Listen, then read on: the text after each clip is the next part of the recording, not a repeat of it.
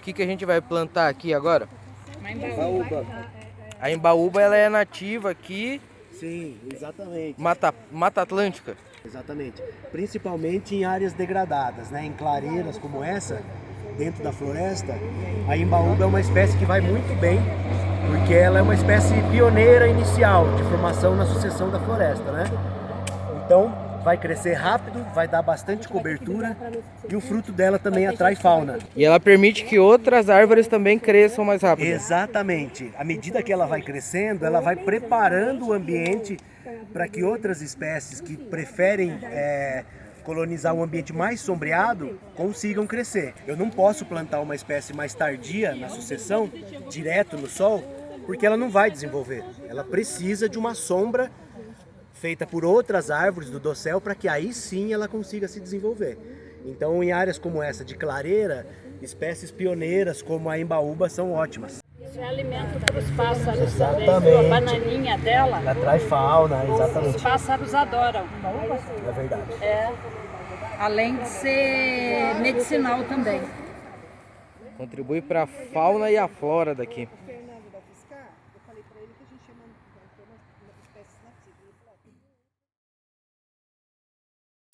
Fala galera, está no ar mais um Plantão Sustentável. Estamos de volta trazendo mais divulgação científica.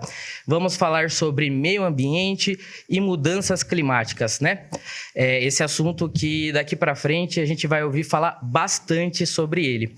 Então, queria agradecer mais uma vez ao Niso, aos profissionais envolvidos aqui. Me apresentando, eu sou Gabriel, jornalista, e estou ao lado aqui dos nossos professores Rafael Augusto, da Química, Vinícius Queiroz, da Física. Essas duas matérias que eu nunca gostei na escola, mas esses dois caras aqui, eu gosto muito deles, por isso eu gosto... Não é novidade pra ninguém, né? Sim, pois é, né? Agora, eles fazem essa matéria ficar legal, né? Essas matérias ficarem legal. Eu também não gostava de jornalismo até esses dias, mas de uns meses pra cá, tô gostando bastante de jornalismo. Boa, é isso aí. Bom, aproveitando aqui a deixa, obrigado, Batata, aí pela introdução.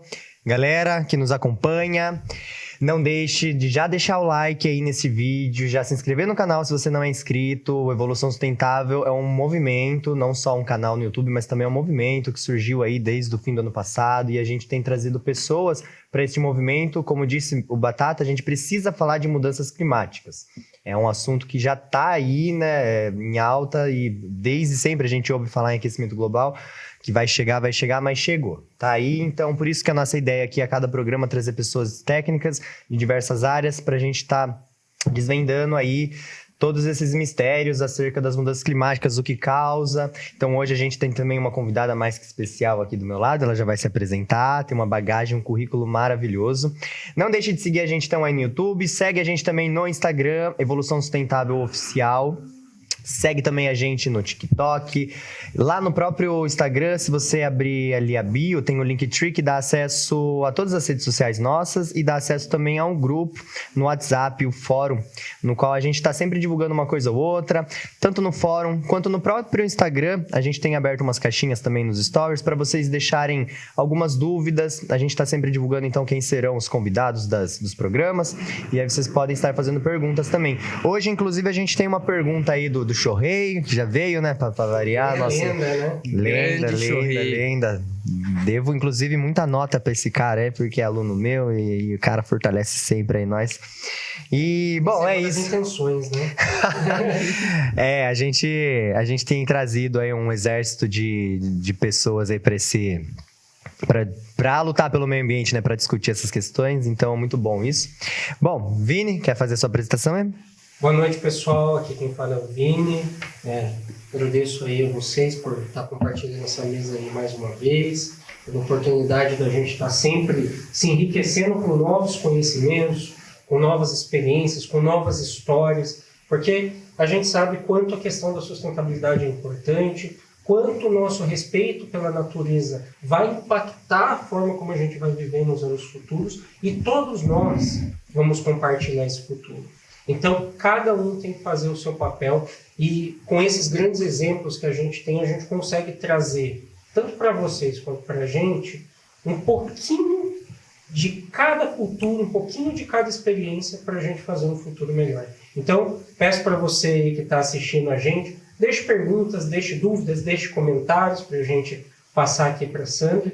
E a propósito, seja muito bem-vinda, Sandra. A gente agradece muito a sua presença. É muito legal, de novo, ter mais uma pessoa de Moçambique. No nosso último podcast com o Tonito, com o Beto, né? Belton, Tonito e o Belton.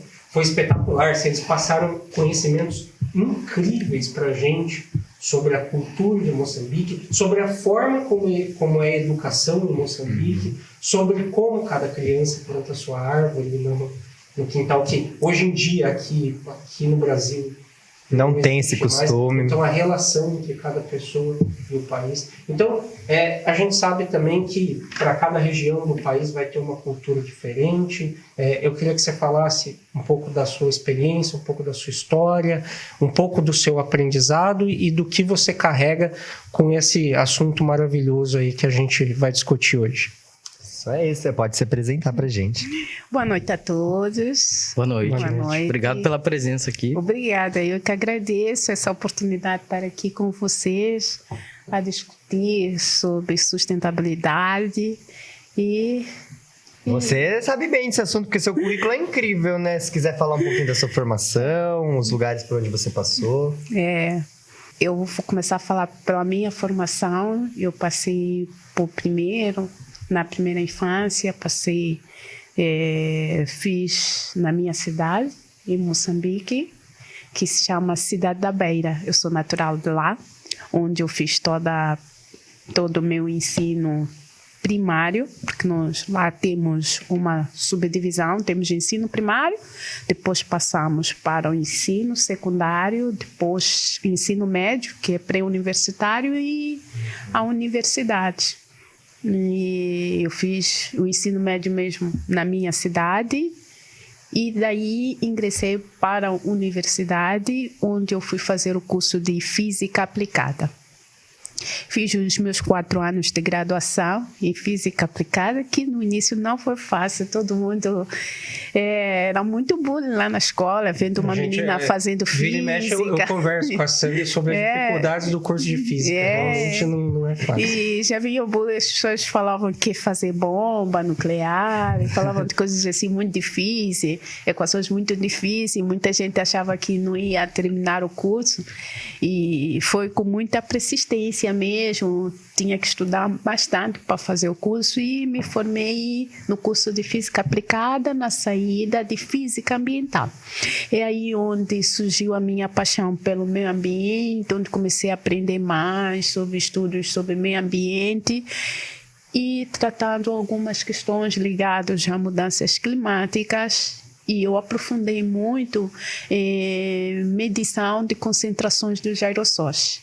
Eu estudei as concentrações dos aerossóis. Sabemos que aerossóis são partículas muito finas que a gente pode inalar, né? Materiais particulados, muitos deles são causados pelas atividades antrópicas. Isso como queima de combustíveis fósseis, aumento de tráfego automobilístico, assim como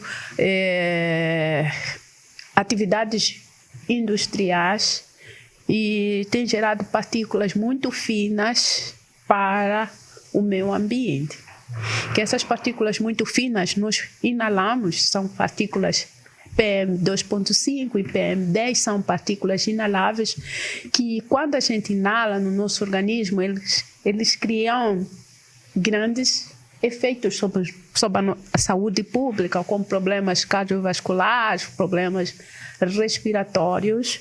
Então, a necessidade de a gente estudar também os movimentos que essas partículas têm na atmosfera, os efeitos que elas trazem. Sobre a temperatura. Sobre a temperatura. Então, na minha pesquisa, eu testei 2 instrumentos, que é o DASTRAC e o Minivol. Um media a concentração dos poluentes em tempo real e o outro usava a gravimetria para a gente quantificar a massa das partículas e depois medir. E foi feito isso em vários bairros, tanto bairros urbanos como bairros suburbanos, bairros populosos e não populosos. E aí foi importante olhar algumas fontes. Quais são essas fontes? Existiam fontes primárias e tanto fontes secundárias. Então, pode-se também avaliar qual era o horário que tinha maior concentração de poluentes, quais eram os bairros mais poluentes, menos poluentes, e olhando tudo isso, relacionado também com as questões ambientais e também mudança da temperatura, precipitação. Então, todos esses fatores foram levantados e nós vimos a relevância, né? Consegui ver a relevância desse estudo. Isso foi desculpa te cortar, isso foi já no seu mestrado ou na graduação mesmo? Isso foi na graduação. TCC. No TCC, que em 2009, comecei a pesquisar em 2009 e terminei em 2010. Quando você fala de fontes primárias e secundárias, o que seria exatamente? Nós temos as fontes que podem ser primárias ou secundárias. Nós temos queima de combustíveis fósseis, algumas atividades diárias, tráfego automobilístico, atividades industriais. Então, essas todas as atividades, liberação de gases de efeito estufa. Isso são primárias. Sim. Então, foram subdivididos esses em grandes grupos e foram ver quais eram os efeitos que elas causavam. Em seguida, eu passei para o meu mestrado. Eu fiz o meu mestrado na Universidade Federal do Pará. Daí você já veio de Moçambique para cá? De Moçambique para cá, mas 2 anos. Ingressei no meu mestrado em 2014, na Universidade Federal do Pará, onde trabalhei, fiz no núcleo do meio ambiente. No programa de pós-graduação em gestão de recursos naturais e desenvolvimento local. Mas antes disso, eu trabalhava numa universidade, que é a Universidade Eduardo Mondlane, uma universidade estadual, federal, né? Nós falamos, é uma universidade pública. Aqui usam muito federais e estaduais, né? É uma universidade pública, onde eu trabalho lá na Escola Superior de Desenvolvimento Rural. E lá ele tem vários cursos, que é o curso de engenharia rural, o curso de agroprocessamento, o curso de produção pesqueira e o curso economia agrária e comunicação e extensão rural. São todos cursos voltados mais para o desenvolvimento da comunidade e áreas rurais. E lá eu lecionava a disciplina de física. E tinha um departamento de recursos naturais, onde também tínhamos projetos de curso. Havia necessidade também de dar a continuidade disso ao nível mais avançado, e a partir de algumas parcerias entre Brasil e Moçambique surge esse interesse em dar continuidade aos meus estudos ao nível do mestrado. E lá no Pará eu estudei e trabalhei com um professor em que fazia estudos socioambientais. E trabalhamos com comunidades ribeirinhas daqui do Brasil, e fizemos um estudo comparativo da situação, como é que é feita a situação da pesca artesanal, pesca industrial, pesca predatória, se respeita um período de defesa, também tudo ligado com os recursos naturais, como é que a gente gera esses recursos, a preservação da biodiversidade. Então, e este foi o meu foco no mestrado. E voltei para Moçambique. Trabalhei lá durante 6 anos, surgiu a necessidade de dar continuidade. E veja que quando eu fiz meu mestrado, quando fiz a graduação, eu disse, não vou estudar mais. Este era o meu limite. E eu acho que quando a gente entra e abraça, a academia, a gente já não sai. A gente já não sai, muito difícil. E mesmo que a pessoa faça um mestrado profissional e não acadêmico, e dá tanto gosto que a gente sempre quer crescer, quer avançar. E aí... O pessoal pesquisador, parece que o conhecimento procura vocês, né? Nos persegue mesmo, fica atrás de nós aí. Tá sempre no meio, o pessoal quer compartilhar as coisas também. É que o grande ponto, né, é legal o que a Sandra está falando, porque quando você inicia uma pesquisa, você inicia com o pressuposto de achar algumas respostas. Só que você acha às vezes uma resposta e levanta várias dúvidas ali junto. E aí, quando você vai continuar esse processo, você começa a levantar mais dúvidas. Então, por mais que ela tenha se afastado da pesquisa, essas dúvidas ainda ficam rondando a cabeça da gente, né? Então, é muito interessante esse processo, né, acadêmico. E a importância também de todo esse trabalho, né, para a sociedade, para divulgação das pessoas, porque na maior parte dos casos isso não é divulgado. Então, uma dúvida, Sandra, você falou muito dessas duas pesquisas que você fez, né? Uma no seu TCC, associado à densidade dos particulados de aerosol, e no seu mestrado associado à pesca... A pesca predatória. População ribeirinha, isso, né? Isso. E quais são os resultados que você teve em termos de preservação, sustentabilidade? Você enxergou, por exemplo... Algumas diferenças, similaridades. Se num ambiente, no seu TCC... a densidade era maior onde tinha acúmulo de população, onde a população era mais densa. Sim. Se, com relação às populações ribeirinhas, se o problema eram essas pescas, as populações ribeirinhas, ou se é a pesca industrial, né? Toda essa questão eu queria saber um pouquinho. Isso. Em termos de concentração dos poluentes, eu tive como resultado que em locais onde tinha maior concentração do fluxo automobilístico e em horários de ponta, nós tivemos maior concentrações dos aerossóis, né, material particulado, que chegaram a ultrapassar os limites que são considerados como padrão, né, e que não devem ser excedidos de acordo com a Organização Mundial de Saúde. Então, ultrapassavam 25 micrômetros, né? E era o limite acima da média. E vimos que em bairros que não tínhamos grandes concentrações de aerossóis e de alto... Dessas materiais sólidos, Isso. Então, existiam outras fontes. Por exemplo, existiam bairros, nós podemos chamar de bairros elitizados. E existiam de bairros mais suburbanos. Nos bairros suburbanos, eles usam o carvão vegetal para confeccionar os seus alimentos. E alguns usam lenha. E essas fontes também lenha, né? imitem quantidades de partículas que a gente inala e aumenta a concentração de esses materiais particulados. Enquanto que naqueles bairros que nós consideramos elitizados não tinham essas fontes. Mas o que acontecia? Talvez tivemos alguma anomalia em termos de aumento de concentração de poluentes por outros motivos. Por exemplo, existiam às vezes escolas próximas ao local onde foi instalado o aparelho para medição de concentração, e nesses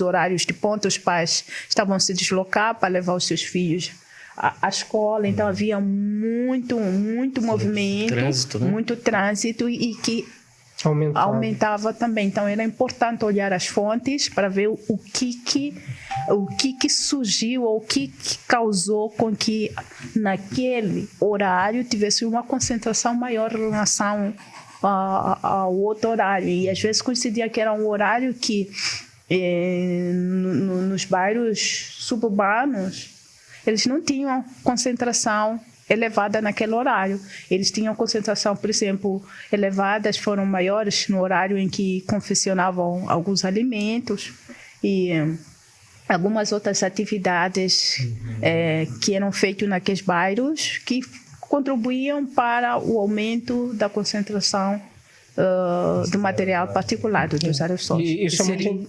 Desculpa. Não, eu queria saber se era uma fonte primária daí, quando é queima disso daí. Sim, e eu não tentei levantar assim, diferenciar muito em termos de não, porque foi causado por isso. Sim, em alguns momentos sim, mas eu estava a medir, o objetivo maior foi comparar qual dos instrumentos que dava maior precisão, porque eu usei 2 instrumentos. Usei o DASTRAC, mede a concentração em tempo real, e usei o Minivolt. O Minivolt ele mede a massa das partículas.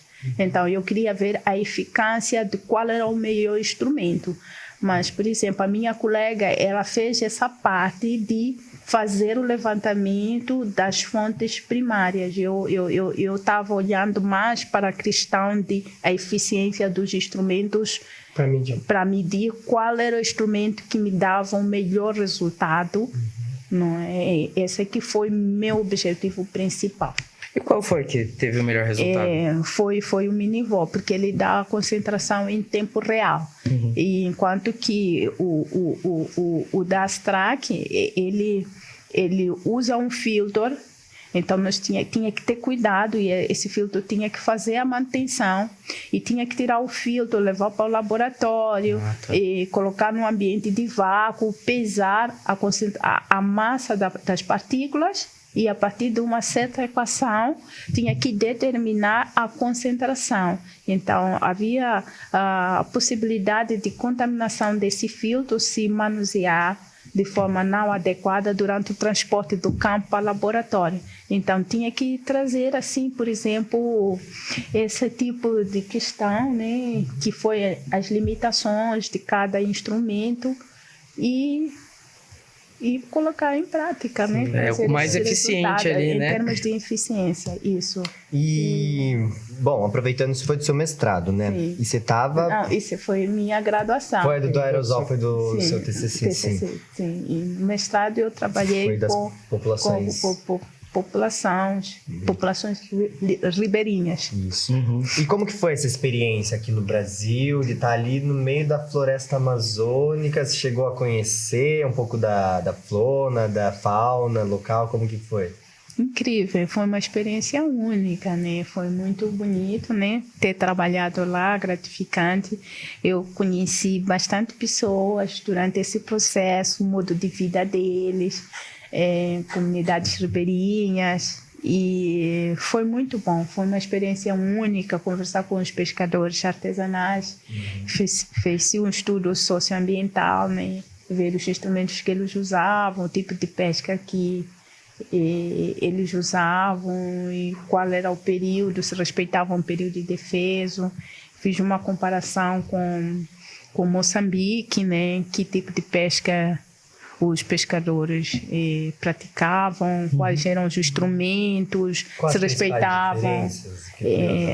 Uma das principais diferenças é o tipo de material, né? E além disso a fiscalização. Aqui no Brasil respeita-se muito o período de defeso e a fiscalização mete a mão muito grossa para quem não cumpre com esse período. Enquanto que lá em Moçambique já não. E os pescadores eles não respeitam o período de defeso. Porque geralmente é pesca de subsistência e eles vivem na base daquela atividade e eles dizem, se eu não pescar, o que eu vou comer? Minha casa. O que eu vou comer? E o Tonito, eles falaram bastante disso, né? Sobre essa questão da população, muitas vezes, ser atuante num processo que não é sustentável, mas não é por necessidade, né? Sim. Então, por exemplo, que nem você falou da sua pesquisa, né? A população mais vulnerável é uma população que vai utilizar fogão a lenha. Eles não vão utilizar fogão a lenha porque eles não têm mais nada para utilizar, né? Eles precisam usar fogão a lenha, né? A mesma coisa da pesca. Legal. Uma coisa que eu estava vendo aqui é que o miombo é o bioma principal lá em Moçambique, né? 43% do bioma é miombo. E é um bioma um pouco parecido. Espécie de savana, assim como o cerrado nosso? É parecido com o cerrado e que vivem elefantes, alguns animais que... Então eu acho que seria interessante a Sandra falar um pouquinho da característica do bioma em Moçambique, para a gente ter uma noção da diferença em relação ao Brasil. É muito interessante a gente passar um pouco dessa diferença da diferença da estrutura da natureza, da Para quem estrutura está nos assistindo natural. poder ter essa visão mais internacional. O pessoal conhece pouco, né? a cultura Conhece africana, pouco, no muito geral. pouco, muito pouco. É um pouco diferenciado, mas não muito, né? Aqui nós temos a preservação da flora, da fauna e lá a legislação existe, mas não tem a mão grossa como Como aqui. Fiscalização, aqui no né? Brasil, Não adianta em ter a termos- legislação se não tiver fiscalização. Não vai Eles falaram que as fiscalizar. ONGs, né, eram mais atuantes. As né? ONGs é que eram mais atuantes, é que são mais São mais atuantes, atuantes, são sim. mais atuantes, tentam sensibilizar a comunidade. Você já chegou a trabalhar com alguma ONG, alguma coisa assim, Sam? Diretamente no campo, não. Diretamente no campo, mas não. indiretamente você... Sim, porque a universidade tá mesmo numa área rural, né? Então tem tido alguns projetos em parceria com algumas ONGs em que trabalha assim na comunidade, em termos de sensibilizar, por exemplo, para questões de desmatamento, Sim. para a questão de desmatamento e preservação. Mas essas ONGs, a iniciativa é da própria população, não tem recurso público? Como que funciona um pouquinho, você sabe? Geralmente algumas têm parcerias, têm financiamentos internacionais. Financiamentos internacionais. Sim, não são financiamentos públicos, são financiamentos internacionais. Então, essas ONGs é que têm apoiado a comunidade, E eu achei interessante, né? Você participou de um projeto, né? de uma ligação entre o governo de Moçambique e o governo brasileiro. E eu acho importante, e aí você falou, né? Por mais que aqui no Brasil a gente tenha nossos problemas, o governo de Moçambique é ainda menos atuante em relação à preservação. Então partindo um pouco desse sentido, né? Eu queria que você trouxesse para a gente o que você sentiu em termos de diferenças, assim, porque culturalmente existe uma conexão com a natureza lá que é diferente da nossa, né? Existe um tratamento com a natureza, um respeito com a natureza, mas isso parte muito do povo, né? Eu queria entender um pouquinho como que foi crescer lá, como que foi, de onde que despertou essa paixão pela natureza sua, da onde que veio essa paixão, e entender um pouco como que o país está atuando nesse sentido, em termos de dar oportunidade de dar conhecimento. Você trabalhou numa universidade lá, e você falou, inclusive, que a universidade está mais ligada à subsistência, né? Ao trabalho no campo, né? Então, eu queria que você passasse um pouquinho da sua visão, trazendo um contraponto mesmo entre a cultura, entre o que o povo traz, e entre as oportunidades que o Estado traz, que a educação traz lá. Em alguns aspectos que eu posso levantar, por exemplo, ao nível tecnológico no campo, o Brasil está em alta, não é? Existe grande presença de agricultores, da agricultura de precisão, então pesquisas aplicadas, tem muitos financiamentos para as pesquisas e há um crescente uso de bioinsumos, enquanto que para o caso de Moçambique já não. Em termos tecnológicos, é baixo, a médio, é mais predominante a agricultura familiar e de subsistência. Então, em termos de assistência técnica também, o Brasil tem uma ampla rede de apoio, tem Embrapa, tem Senac, em que tem várias pesquisas entre a universidade e algumas agências de fomentos, como a FAPESP, que trazem inovações tecnológicas Tem muitos projetos ligados à educação ambiental.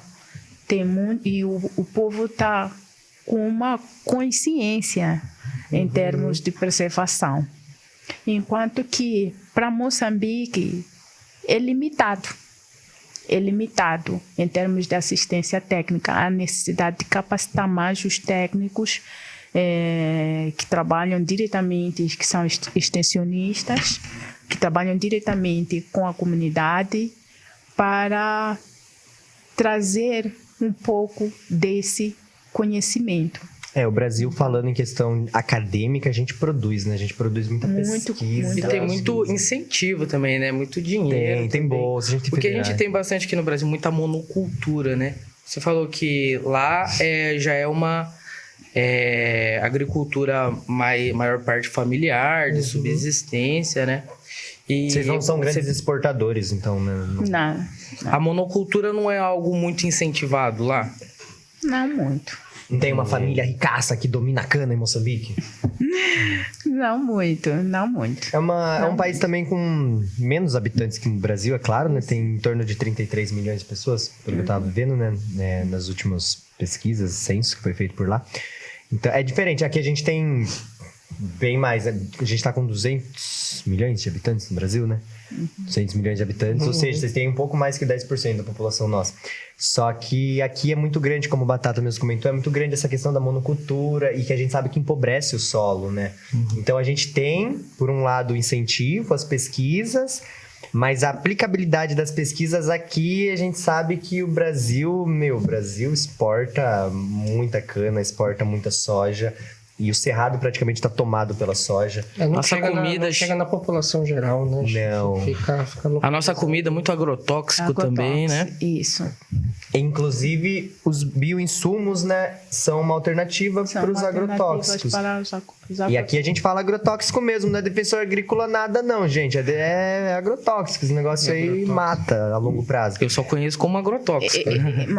Aqui fala-se muito, mas não coloca-se muito em prática devido às questões econômicas. Então, existem lá as políticas específicas sobre os bioinsumos, como o Programa Nacional de Bioinsumos do Ministério, acho que do Meio Ambiente, MAPA, né?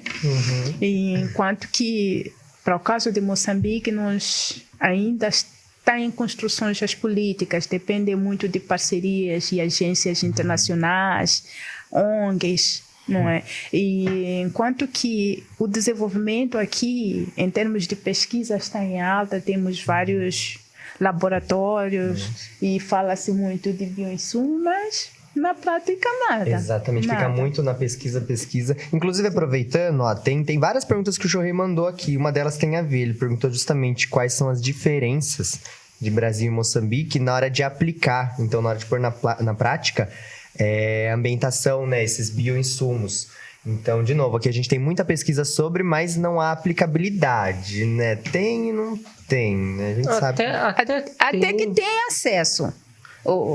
Tem acesso, mas não está a se aplicar. Sim. É utilizado em pequena escala, em alguns produtores locais. Às vezes, grandes indústrias também fazem em pequena escala, também para dizer que estão fazendo, né? Tem um pouco isso, mas não é uma coisa generalizada. E lá em Moçambique existe aplicação desses bioinsumos ou também não? Em pequena escala, porque tem pouca divulgação. E mesmo pela falta de conhecimento. Eu no meu mestrado, trabalhei com filmes, né, para liberação de fertilizante no solo. E filmes, no caso, feito a partir de amido. Então, biodegradável. Isso seria um bioinsumo, no caso. Mas, de novo, é muita pesquisa e pouca aplicação, né? A gente sabe que a larga escala, né, ainda é muito utilizado, tanto fertilizantes convencionais quanto os agrotóxicos, né, para expulsar as pragas. Daí o bioinsumo ele pode ser um fertilizante e pode ser também um defensor agrícola, que nem você falou também. Ele tem algum outro exemplo de função que ele tem, no que engloba um bioinsumo?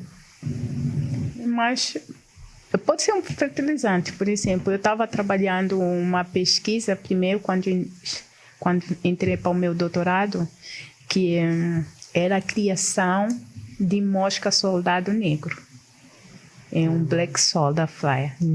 E a ideia era de trabalhar com as larvas dessa mosca, que tem várias aplicações, para produzir ração animal. As larvinhas das moscas Larva produzem da ração? mosca. Produz ração. Tem a proteína dela ali? Isso, produz ração. Então, usando as larvas e potencializar essas larvas, potencializar com cascas de ovo, usando um outro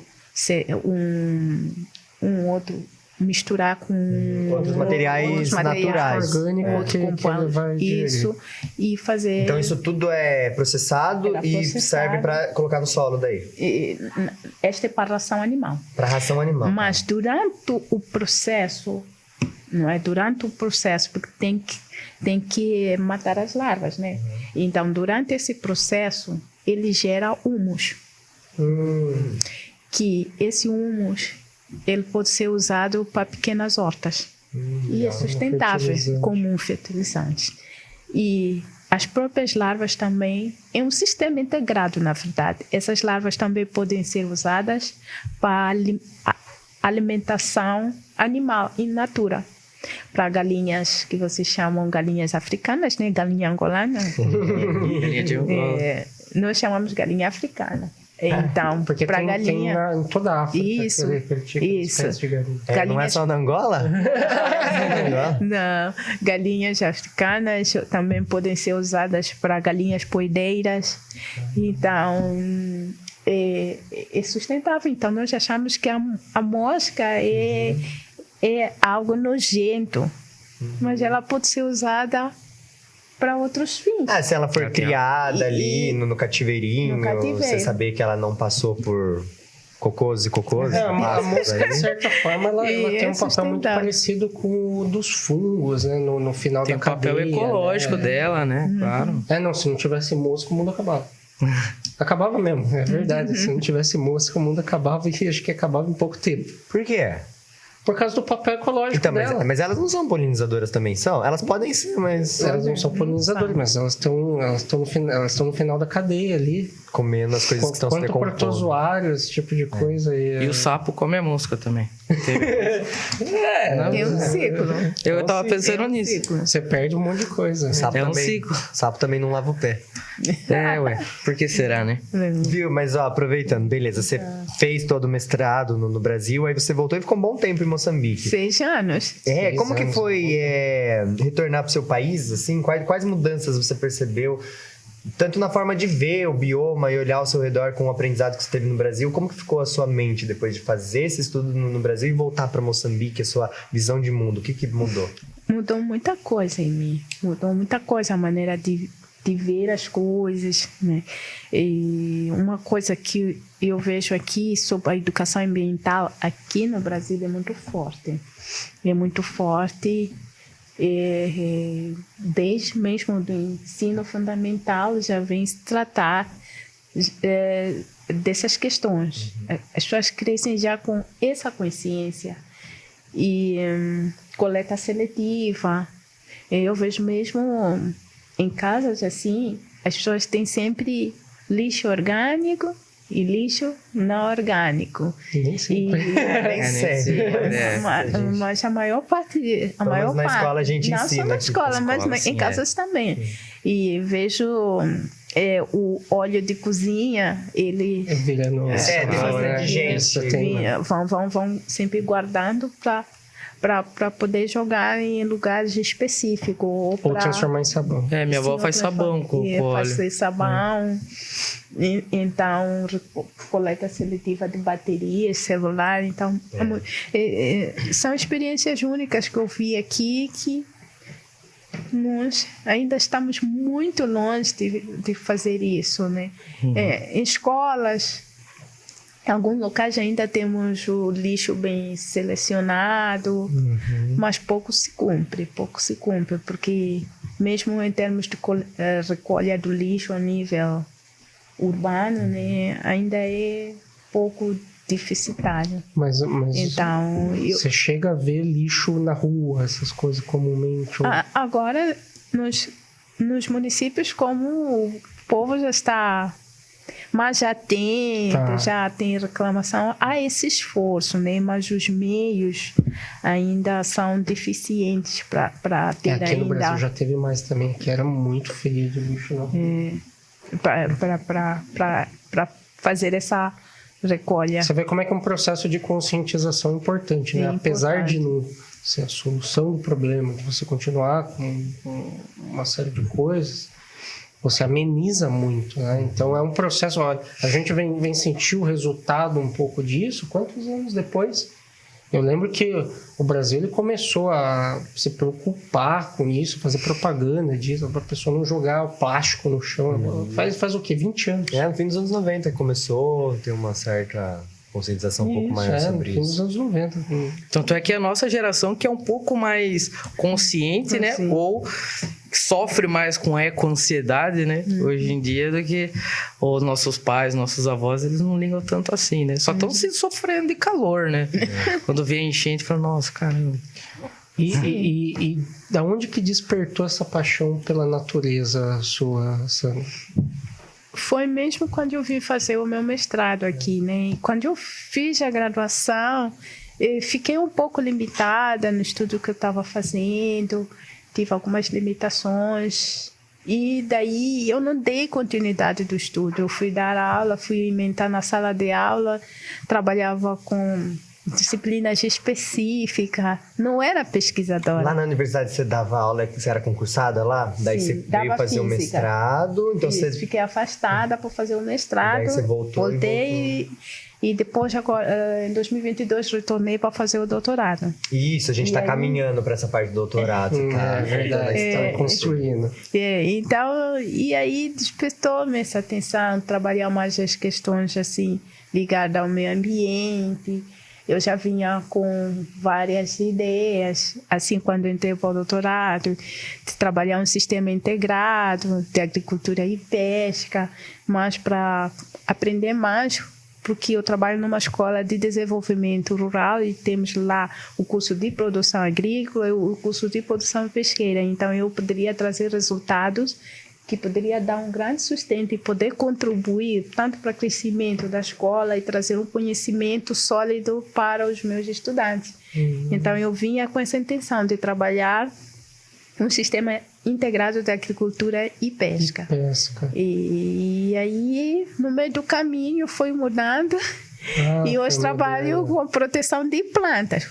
Proteção de plantas, mas numa visão sustentável, visto que algumas atividades que tem feitas pelo homem, como queimadas, atividades industriais, uso de agrotóxicos e gestão do lixo, tem contribuído para o aumento de concentrações de gases de efeito estufa na atmosfera, que isso deveria ser um senso comum já, todo mundo já devia saber que gente queimou combustível fóssil, diversas atividades nossas, né, dos seres humanos geram gases estufa que aquecem, né? Que aquecem a Terra. Tem gente que ainda se recusa a acreditar que a gente está aquecendo a Terra. Isso, que aquecem a Terra, e esse aumento, veja onde vamos chegar, esse aumento da temperatura do planeta contribui para o aumento da concentração,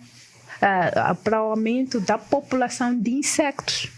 Ah, sim, então fica mais quente, aumenta inseto. Aumenta e em inseto. contrapartida, eu já estudei que anfíbios também diminuem sua reprodução. Então, olha que loucura, porque você cresce insetos, a quantidade, mas se aumenta a temperatura, você diminui a quantidade de anfíbios que comem. Derrete geleira. Isso.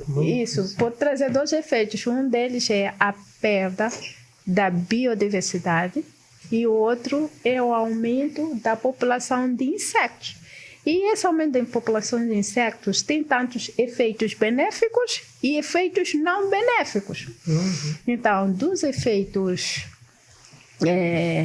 não benéficos, nós temos vários, como a herbivoria direta, eles vão atacando algumas plantas.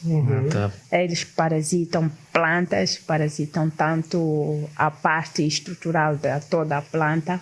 Também tem a questão de algumas doenças que são causadas pelo menos de insetos, por exemplo, a dengue. Dengue, A dengue. E dos efeitos benéficos, destaca-se a polinização, que principalmente em espécies dioicas, eles dependem da polinização cruzada, onde nós temos as dípteras, as geminópteras, as heterópteras, coleópteras, lepidópteras, essas toda a classe de insetos fazem parte desse processo de polinização.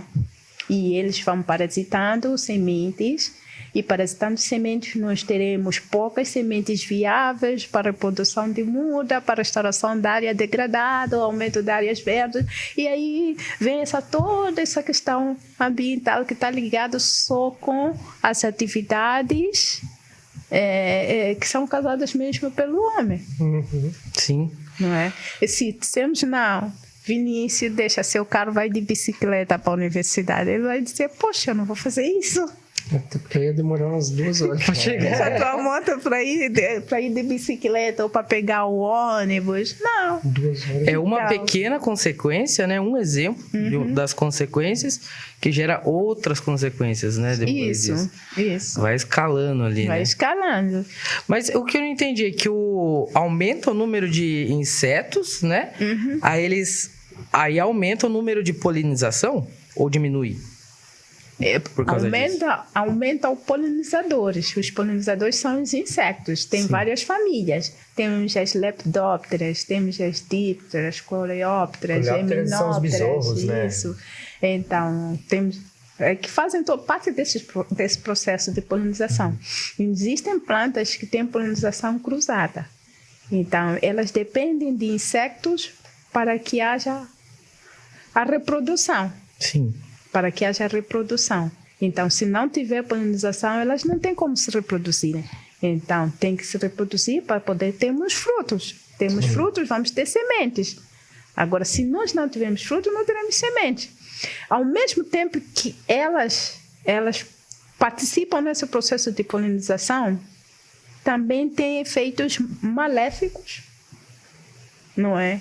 Por exemplo, elas podem ser pragas, né? algumas são pragas. Ah, entendi. É uma São insetos superpopulação de uma espécie indesejada, assim.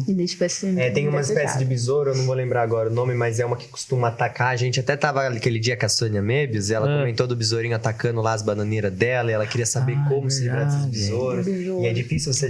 E eles vão só na bananeira. É tipo o gafanhoto. O gafanhoto, se não for controlado, ele come todo... E eles iam só na bananeira. Todas ela as tem plantações. ela tem uma floresta urbana na frente da casa dela, que ela plantou nos últimos 14 anos, né? Inclusive, a gente tem uma reportagem sobre isso. Aí, pessoal, aí, dá uma buscada aí no nosso canal. Essa floresta é muito importante ser preservada, da Sônia. E, de novo, ela fala que os besouros vão lá só na bananeira, velho. E veja, como é que a gente vai explicando isso para a comunidade?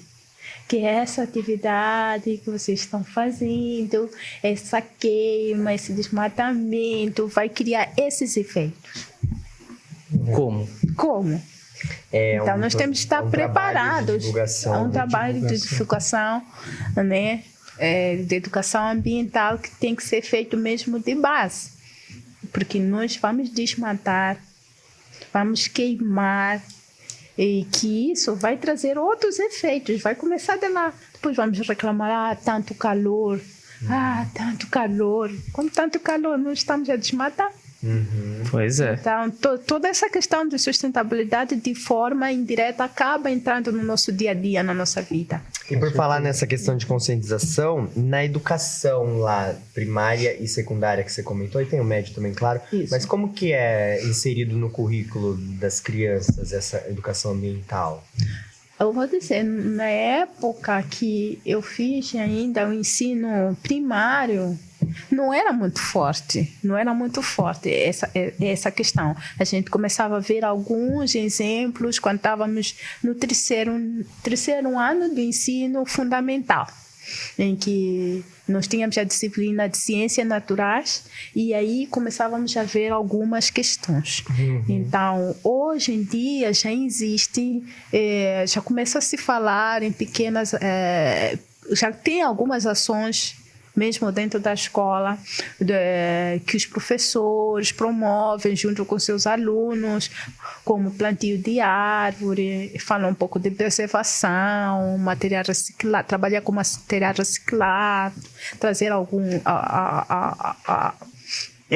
tampinhas, por exemplo, PET, né, que sobra lá de lata de leite ou caixinha de leite para a escola, para ter algumas atividades, então já é mais divulgado agora, mas na época que eu fiz, em meu ensino, teve uma diferença, então. Tem grande diferença.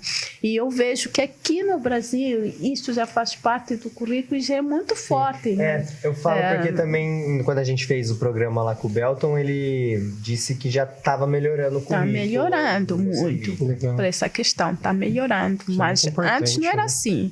Antes não era assim. Mas agora está melhorando muito, há muita divulgação.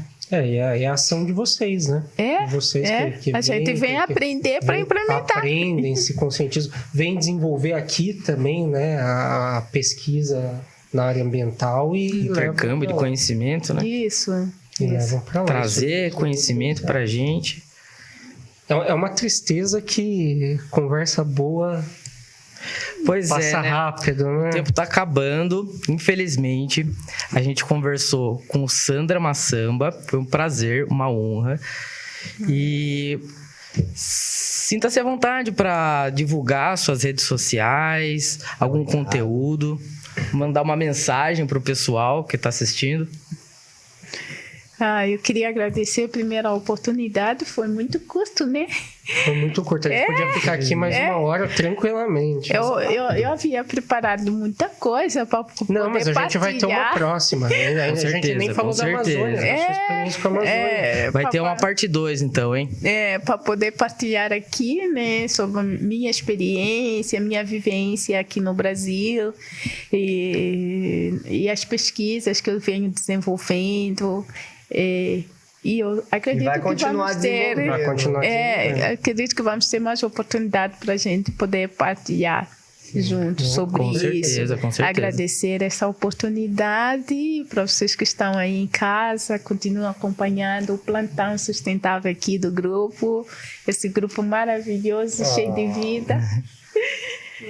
Estão de parabéns pelo programa. Estão de parabéns. Programa muito bom. Eu queria agradecer. Nós que agradecemos, professora, gente, se vocês precisarem de reforço aí com física, química também? E matemática, física, matemática. Até ensino médio, né? Mesmo universidade também. Sim, é professora de graduação aqui. Qual que é a sua rede social, seu Instagram, se quiser divulgar? É Sandra Picardo. Sandra Picardo. Picaro. Legal. Não sejam como eu, estudem física. É muito bom, vai gostar. Muito bom. Não, é muito legal. Física faz parte da nossa vida, do nosso dia a dia, tudo é física. Você andar é física. Nós vamos aqui calcular o movimento, aqui, qual é a velocidade que você leva daqui até o estacionamento. Como que é a trajetória da luz que está iluminando a gente. A velocidade da sua voz. A velocidade do som. O problema é o tanto de número, né, que vai entrando aí, né? Velocidade sanguínea. Vamos calcular tudo é física. Nosso dia a dia, a nossa vida é física. Então, nós temos que viver isso com muita intensidade. Tá vendo? Só um físico entende outro físico. Ela vai em todo lugar, a física e a química, né? O livro que eu mais gostava de física na graduação era aquele do Helmut, que não tem fórmula nenhuma, é só conceitual. Que delícia. Legal. Legal, vou dar uma olhada uma maçãzinha na capa. Muito bom. Então, eu queria deixar também um recado, né, que nós podemos participar, vai haver aí um convite, então. Um convite, neste caso, né, o Congresso Internacional de Educação Ambiental, que vai decorrer em Manaus, de países de língua portuguesa, Isso fica o convite para o Brasil, Moçambique, Cabo Verde, Guiné-Bissau, São Tomé e Príncipe, Timor-Leste. Congresso Internacional de Educação Ambiental, como faz para se inscrever? 8º Congresso de Educação Ambiental. Depois a gente passa o link aí. A gente pode é uma deixar embaixo na oportunidade tela. para a gente, Deixa o link, ali na tela, participar com as nossas pesquisas, seja os que estão na área acadêmica, como os que estão fora, né? Sim. Então, eu acho que vai ser um congresso de muito aprendizado, principalmente nós que estamos aqui sempre a discutirmos questões ligadas ao meio ambiente e sustentabilidade. Eu acho que é uma grande oportunidade para nós fazermos esse intercâmbio. Sem dúvida. No meio da floresta amazônica, né? Porque E aí Manaus... vamos conhecer a realidade dos outros países que fazem parte do CPLP. Sim, perfeito. Legal, fica o convite aí, Muito obrigado. É o gente. convite. Bom, gente, antes de passar pro Vini e pro Lara finalizarem aqui, é só lembrar vocês de se inscreverem aí no canal, curtir esse vídeo, deixar seu like, ajuda a gente. Segue a gente também lá no Instagram, Evolução Sustentável Oficial. E, de novo, obrigado por nos acompanharem, por estarem com a gente. E, Vini, se quiser. Gente, muito obrigado aí. Muito obrigado a Sandra, né, por compartilhar um pouco do conhecimento dela com a gente. Eu sei que ela não compartilhou nem 0,5% do conhecimento dela com a gente, porque a Sandra é um poço de conhecimento, de experiência, de sabedoria. Mas a gente vai ter outras oportunidades de continuar falando um pouco sobre o meio ambiente, sobre questões ambientais. E eu peço para você que está assistindo a gente, que você deixe o like aí no vídeo, não custa nada, né? E ajuda a chegar em mais pessoas. A gente precisa que esse conteúdo seja expandido para a gente aumentar a conscientização das pessoas. Peço que você também deixe um comentário, deixe uma pergunta, deixe uma ideia, deixe alguma contribuição para a gente poder estar sempre acrescentando aqui no nosso trabalho. E agradeço a você por dedicar aí um pouco do seu tempo aí com a gente e que a gente possa ter muitos outros programas, muitas outras conversas e que isso seja coletivo cada vez mais. Vamos falar sobre sustentabilidade. Então, eu só reitero o agradecimento de vocês a você que está assistindo e a Sandra que esteve aqui compartilhando conhecimento, todo mundo que estava aqui, né? A Uniso, todos os profissionais envolvidos, toda a técnica, a galera Miriam, que tá aí atrás. Exatamente. galera que tá aí, o Pedrinho. E tchau, tchau, até a próxima, valeu! Valeu, galera!